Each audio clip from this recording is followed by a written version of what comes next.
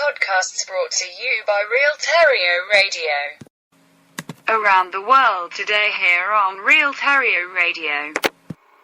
Hello and welcome to our new podcast and our new series of Around the World Today here on Real Terrio Radio with me, Terry Davis. So, this is our new podcast. Welcome. This would be the first time, but if this is the first time you've tuned in to Real Terrio Radio, visit our website, realterrio.co.uk. So, this is our new podcast. Each week, I'm going to choose a topic. And this week, we are looking at poverty. So, this is episode 1, and we're now talking about poverty. So, I've been checking how this will work is, I read a couple of news stories throughout the week. We post them on our Facebook, Twitter, social media pages. Now, there are topics that we're going to look at each week, and this week's topic is poverty, as I've said. And we're going to start by how I've come to this topic. So, this morning, I was, just as you do, looking through Facebook. I saw a post from the National Welsh Assembly. So I live in Wales, and it says, how can we define poverty? Well, I find this quite surprising because we've been trying to define poverty since the Middle Ages, because we've always had poor people and we've always had rich people.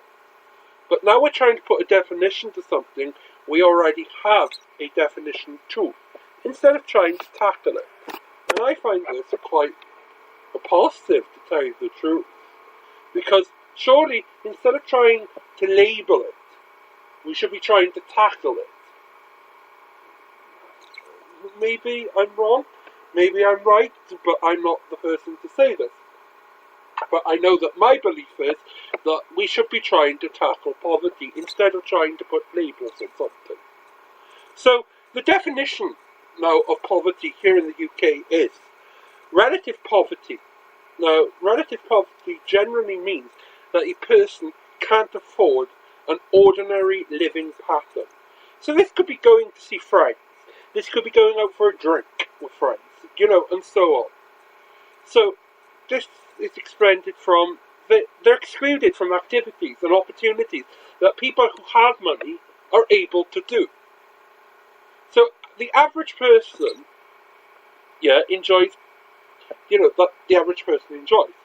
A household in relative poverty, or it's also called, for those who are saying, well, poverty, well, it's, we shouldn't be using this word. Well, it's actually now called relative low income. They seem to have gone away from poverty because of polls and data, and they've renamed it to relative low income. Should we just call a spoon and call it poverty? Yeah, because it's quite appalling. Did you know that this week, our government in the United Kingdom, the government of England, decided to take away school dinners from our children? Now, at the end of the day, the way I see this is that these children are tomorrow's Prime Minister, tomorrow's nurses, tomorrow's doctors, tomorrow's firemen, tomorrow's soldiers. They're our future. Without these children, what's the point of it all? So, okay, you go to school, you go to an education establishment, you're hungry, you can't have dinner, but the rest of your classmates do. You just sit there and you're just watching and waiting. So by taking away their dinners, basically what the government is saying is we're going to take away the aspirations and hope of tomorrow. However, so maybe we should stop trying to define what poverty is and actually try and fix it. What really shocked me this week, or today, in the media. Now, we've been coming up with this idea for a while, and today really did push me over the edge, because we have launched this on the fly, shall we say, and we were going to look at this and do it next month. Now, what really got me is I saw a news article. I know, Terry, don't get mad at the news. What can you do about it? Well, this news article said that beggars in Poole are going to be fined £100 for begging. Question. If a person is begging, yes, for money, the person has no money. The person is living in poverty. So what we're going to do is fine them £100.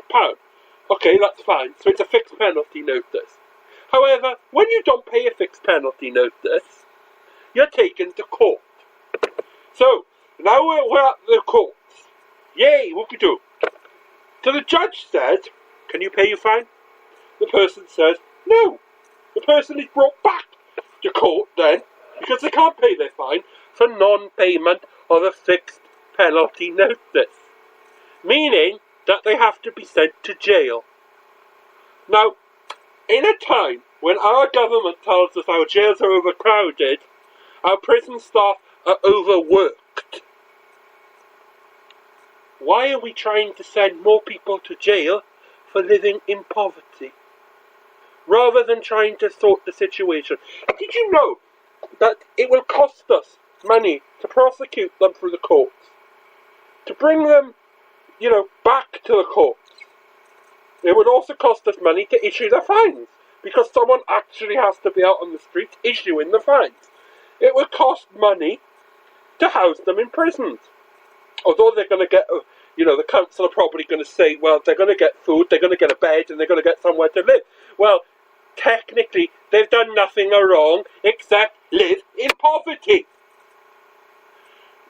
Sorry, this is a topic that gets to me every time. People live in poverty, there is poverty. I live on a council estate, so, you do see poverty. It's just ridiculous.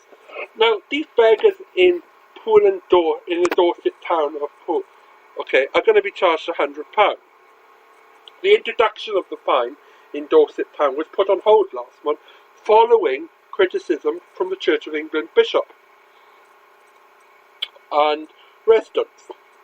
But Poole now says that the fines will now come into force from the 16th of next month. So it's the 16th of April. The Public Space Protection Orders, or PCPOs, will be in place in the town centre of Halls Bay, Alexander Park and Ashley Road. Under the rules, fines could be given to those who are found sleeping in car parks and doorways. I must say, I find this to be totally repulsive of today's society. So we also have funding problems within our NHS, and I'm going to talk about that in our next little bit, because everything we talk about relates back to poverty and cuts, and how it all actually works, and all comes as one if you map it together and you stop listening to the sound pieces.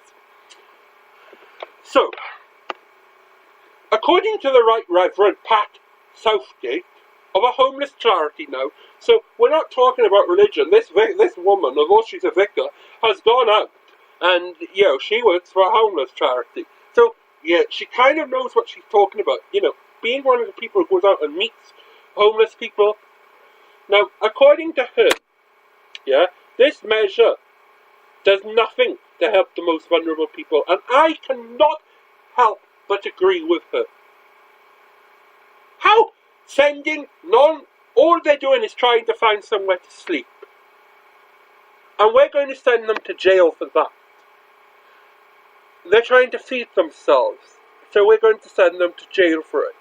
Now, I was always taught that prison, you send criminals to prison. We don't send people to prison who need help, who are classed as the vulnerable people in society. When did we stopped doing this in the Victorian times? So, my question, and if you do want to get in touch with the show, before I say what my question is, you can Facebook us, and it's www.facebook.com/RealTerrio or @RealTerrio on Twitter, or you can send me an email and it's radio@realterrio.co.uk, or you can send it to my personal email t.davis@realterrio.co.uk. Now, my biggest thing here, or my question is, when did we go back to living in Victorian times? In the times of Charles Dickens. You know, when we would pick up people who had no money in the street and then take them to a prison. When did we become so heartless in society that we can't stop and help another person? It's quite bad. Thank you. And that's what I wanted to say about poverty. Maybe we should stop trying to define it and actually try and do something about it.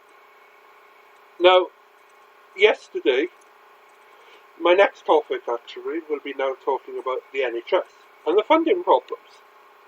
And it all relates back because, you know, these people who live in poverty also need medical treatment. Now, if it was up to the government of the day, we would be putting these people, you know, in prisons, poorhouses, you know, workhouses that used to actually exist for people who couldn't afford to look after themselves. Instead of sending them to jail, we used to send them to a poorhouse, or, you know, to a workhouse, where they would have to work and work and work like prisoners. They weren't even treated as humans in these places.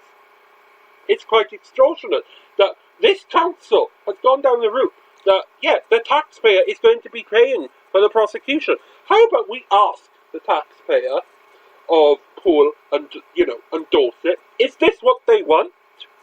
Do they want to take people, the most vulnerable in society, and take them and put them into prisons or into institutions such as this?